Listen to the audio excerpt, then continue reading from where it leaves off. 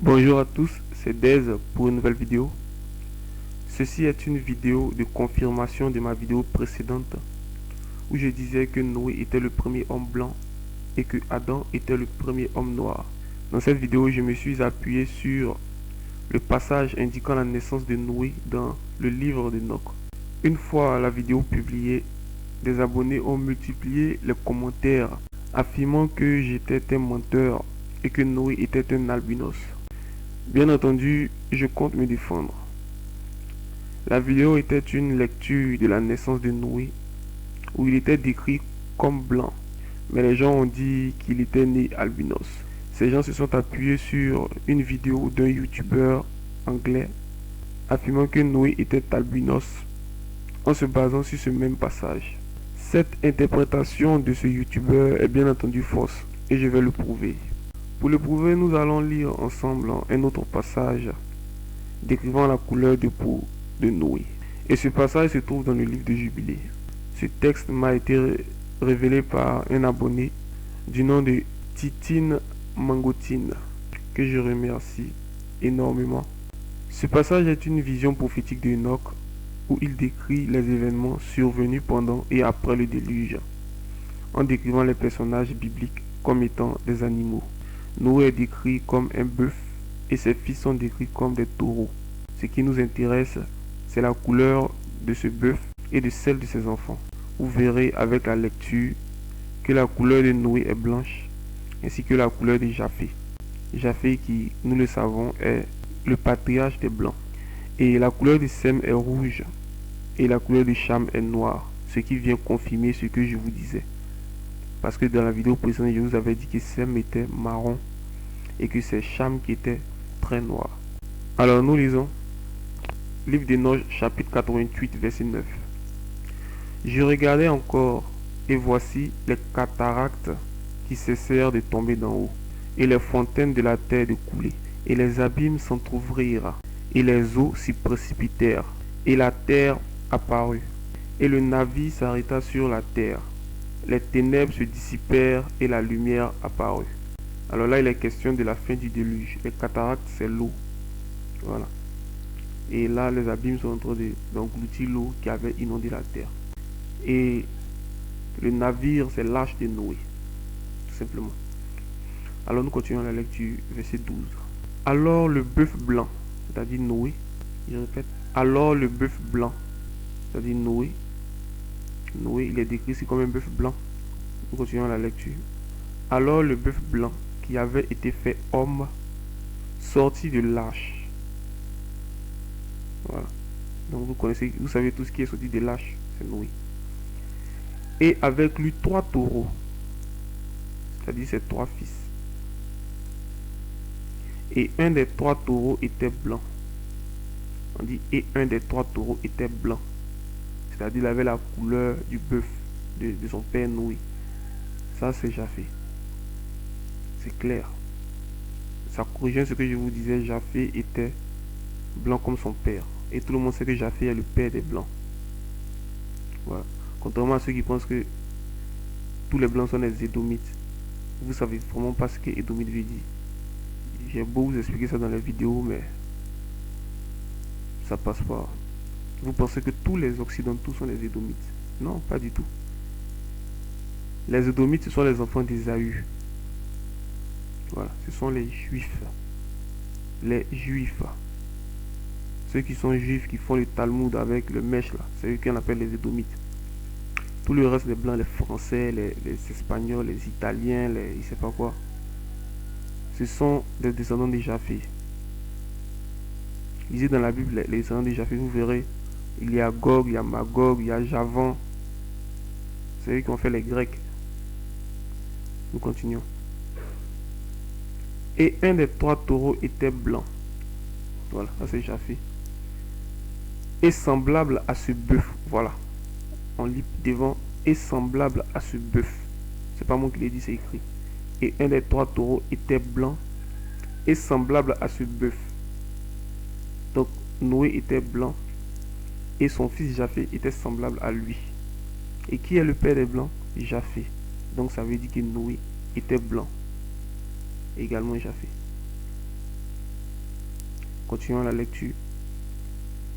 Un autre était rouge, comme du sang, et le troisième était noir. Voilà. Donc, nous allons bien comprendre cette partie-là. On dit que le troisième était noir. Qui est noir parmi les enfants de Noé? Qui porte le nom noir? C'est Cham. Cham, ça veut dire noir. Donc, ça veut dire que le rouge, c'était Sem. Et je vous ai dit quoi dans la vidéo précédente?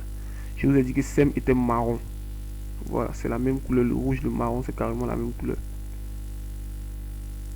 Donc, ça confirme ce que je disais dans la vidéo précédente. Et c'était Cham qui était le noir. Voilà. Et le taureau blanc se retira des autres. Il a dit quoi? Et le taureau blanc se retira des autres. Ça veut dire que Japheth s'est retiré des autres. Voilà. Et quand on lit dans le livre d'Enoch, on comprend que Japheth est allé vers le nord et il a abandonné ses deux frères. Et la suite de l'histoire se déroule entre ses deux frères, Sem et Cham. Je ne crois pas qu'il soit encore nécessaire de faire une autre explication possible. Lorsque vous lisez la naissance de Noé qui est expliquée dans la vidéo précédente, vous voyez clairement qu'il est blanc.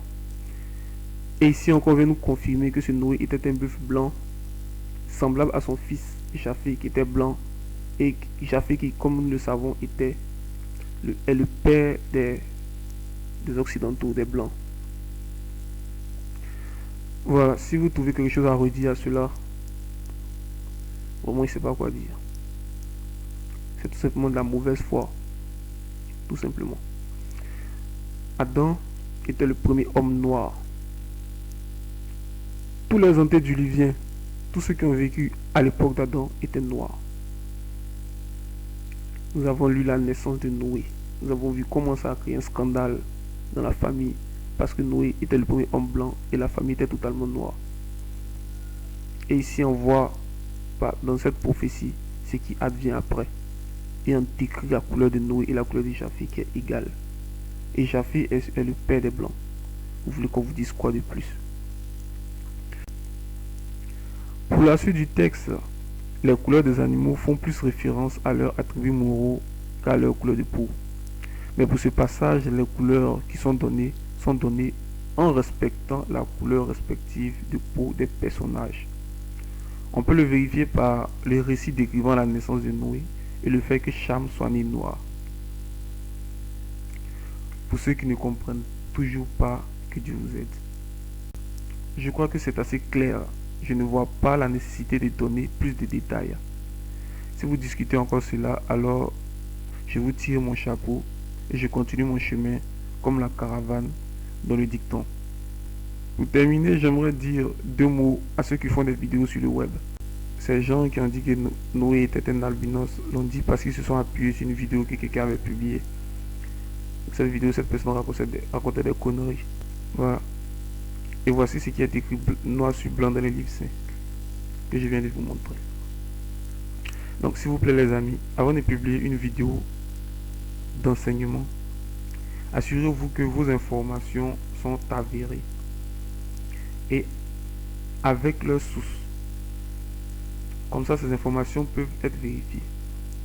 Parce que parmi les gens qui regardent vos vidéos, il y en a qui se contentent juste de ce qu'ils voient et entendent dans la vidéo.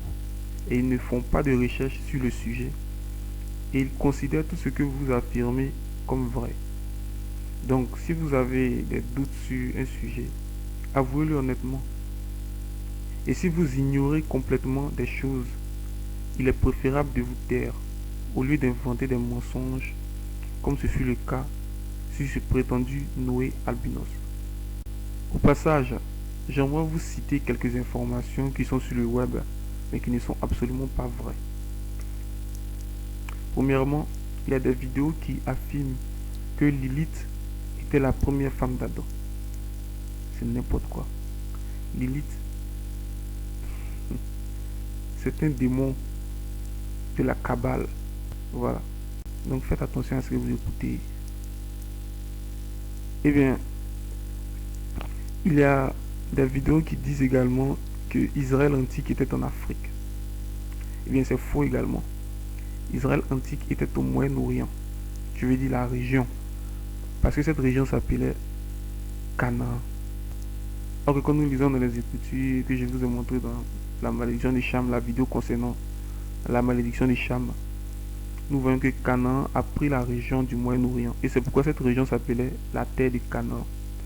Et quand vous lisez toutes les indications qui localisent cette terre de Canaan, parce que la Bible a bien fait de préciser plusieurs indications, et de préciser également dans le livre de Jubilé et dans le livre d'Enoch plusieurs indications pour localiser cette terre, vous voyez bien que c'est dans la région du Moyen-Orient. Les gens vont dire, ouais, il y avait des animaux africains, tout ça, tout ça. C'est des conneries parce que pendant la période où ce livre a été écrit, les animaux là, ils existaient là-bas. Parce que là-bas, c'était une forêt florissante. C'est pourquoi on appelait cette région le croissant fertile. Et ce nom est resté aujourd'hui. Et quand vous allez fouiller dans les ossements de cette région, vous allez voir encore les ossements de ces animaux. Allez sur Wikipédia pour vérifier. Donc ne dites pas ce que la Bible n'a pas dit.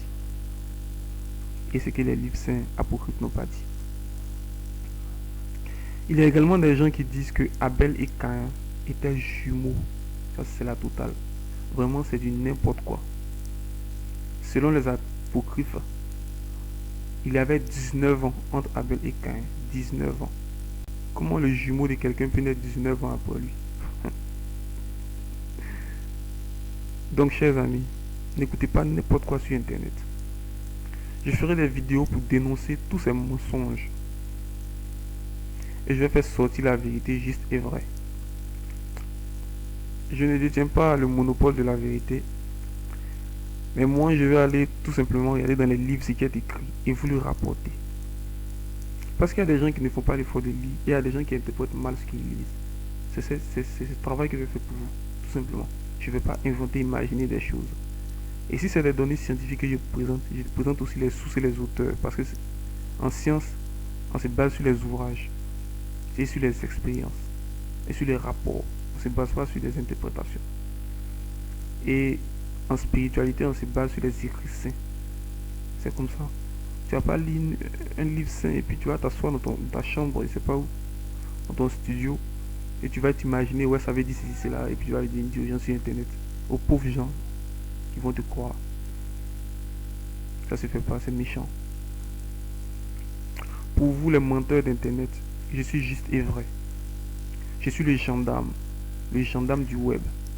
Si vous faites une vidéo désormais, soyez bien sûr que vous avez les sources, parce que je vais dénoncer le moindre mensonge que je trouverai sur Internet. Merci. C'est ici que s'arrête cette vidéo. Abonne-toi si tu ne l'as pas encore fait.